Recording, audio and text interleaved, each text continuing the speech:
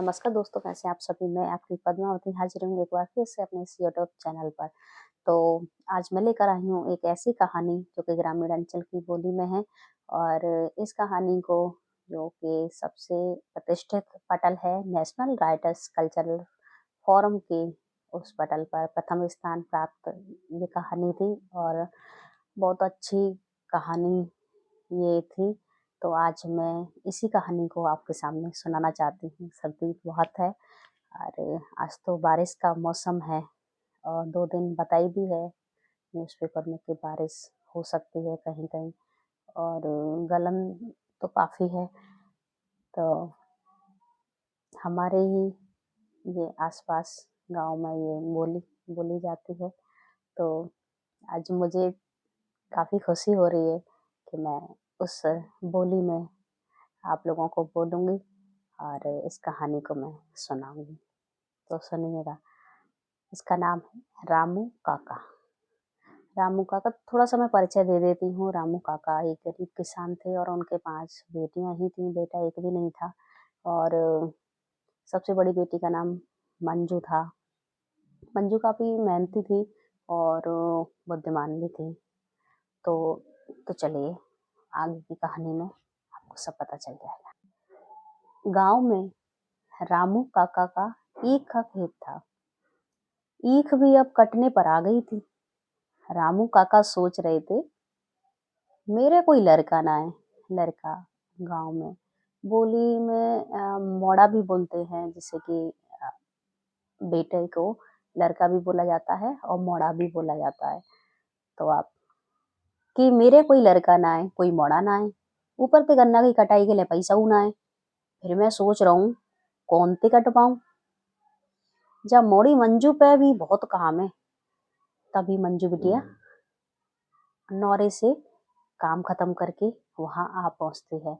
नौरा थोड़ा सा उसको बोला जाता है जहाँ पे घर से थोड़ा दूर होता था और वहां पर भैंस और गाय जो पशु होते थे वो वहां बांधे जाते थे। तो उसे बोला जाता है गांव में। तो नौरे ते काम खत्म करके वहां आ पहुंचती है। अपने बाबूजी को चिंता में देख पूछ बैठती है, जायज है, चाहे बेटा हो बेटी हो, अगर हमारे माता पिता किसी परेशानी में है तो हाँ, ये तो बनता है कि हम पूछेंगे जरूर कि आपको क्या परेशानी है। तो बाबूजी को चिंता में देख कर पूछ बैठती है, क्या बात है बाबूजी, तुम इतनी चिंता में कैसे बैठे हैं? कछु बात है का, बताओ मोए, कछु तो बात है। तभी रामू काका बोले, कछु बात ना है बिटिया, मैं जे सोच रहा हूँ कि ये कटवे उठाड़ी है, पैसा हाथ ना है, गांठ मुट्ठी जो कछु आदमी ने लगाए सकूं, 1 रुपया ना है गांठ मुट्ठी में, ताते ये कुछ आदमी ने लगा सकूं वो कटवाए बे के लिए। ये सब सुनकर मंजू बिटिया सोच में पड़ गई कि फिर बोली,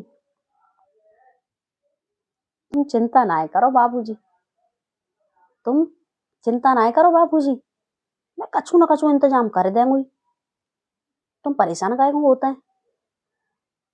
तुम्हारी बिटिया है ना, तो तुम्हारी बिटिया हते है तो तुम्हें चिंता करे की बिल्कुल जरूरत ना है। तुम्हारा बेटा मैं हूँ और बेटी भी मैं हूँ, मोड़ी मोड़ा जो कछु है मैं ही हूँ।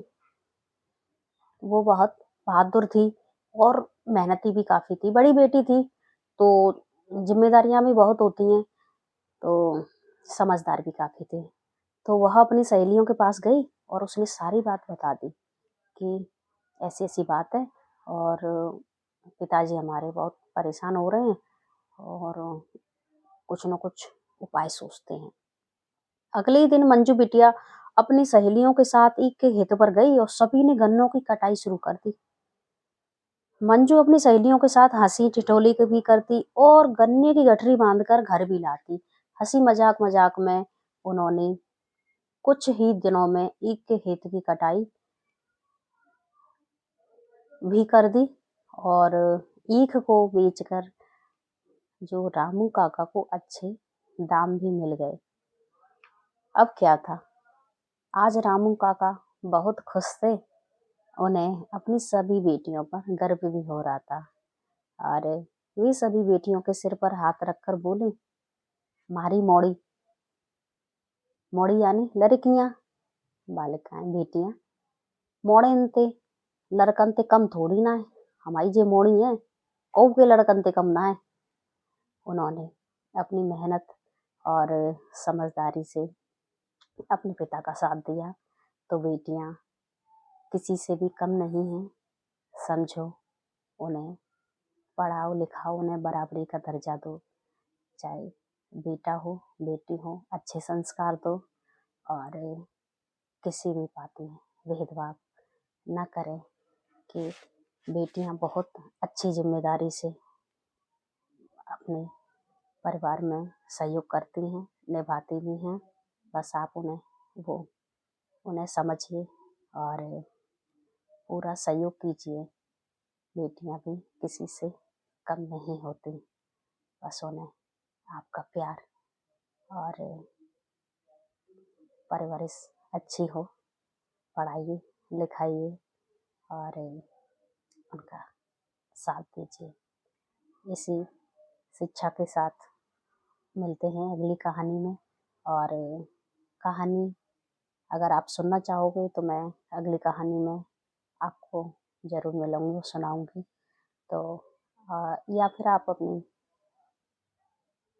पसंद से कोई रचना सुनना चाहते हो, कविता सुनना चाहते हो मेरी, तो वो भी आप मुझे कमेंट करके बताइएगा। बस आज के दिन इतना ही। अब आपसे विदा लेती हूँ, मैं आपकी पद्मावती। धन्यवाद।